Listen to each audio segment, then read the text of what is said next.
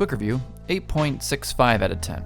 Ah, Rust. It's been too long. You're such a beautiful game. Somewhere between your murderous killing and your resource harvesting lies such a fair and delicate face, marred only by the pimple that is 14-year-olds running around calling me a boomer. I'm 30, people. I know it's twice your age, but get your facts straight. Anyhow, the thing I think that draws in the most people to Rust is the base building aspect of this game. It's extremely satisfying to go around harvesting materials from the land and using it to cobble together a crap shack to call your own.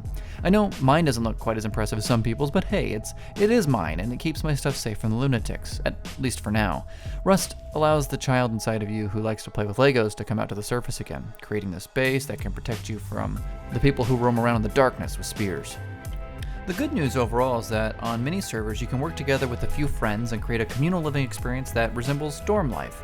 Sleeping bags everywhere and chests filled with possessions that no one actually plans to use in this lifetime. Your friends can help you keep the locals off your back and share in some of the load that is harvesting wood, rock, sulfur, and metal. In order to progress effectively in Rust though, you must find components and weapons out in the field, forcing player interaction and combat for the most part. The map is littered with monuments that drop loot of varying caliber. Loot like explosives, which allow you to raid your way into someone else's base, taking the things that they hold dear. Granted, I wasn't good enough to get any of these during my time playing Rust, but such is life. Once you start to accumulate resources and guns, your power level really does increase. The local naked boys will only attempt to insult you from afar. Rust does a good job of making those who get to the higher level gear feel strong, but it's totally possible to ambush someone who's outside your weight class and bugger them to death with a machete to take their loot for your own. Unfortunately, Rust is also a game where PvP takes quite a bit of skill and patience and tactical awareness. If you are anything like me, reflexes aging like fine milk, the youth of the game will have a huge advantage over you.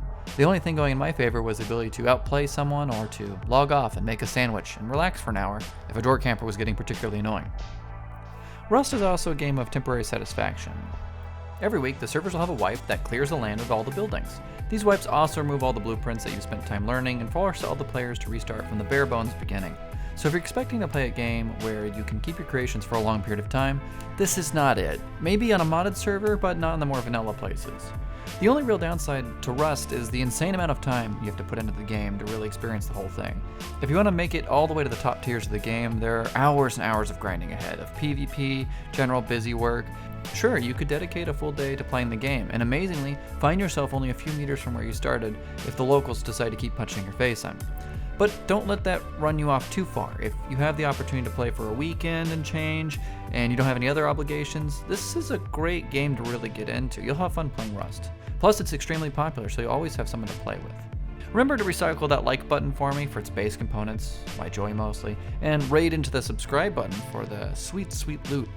More videos. I don't know, man, it's your life.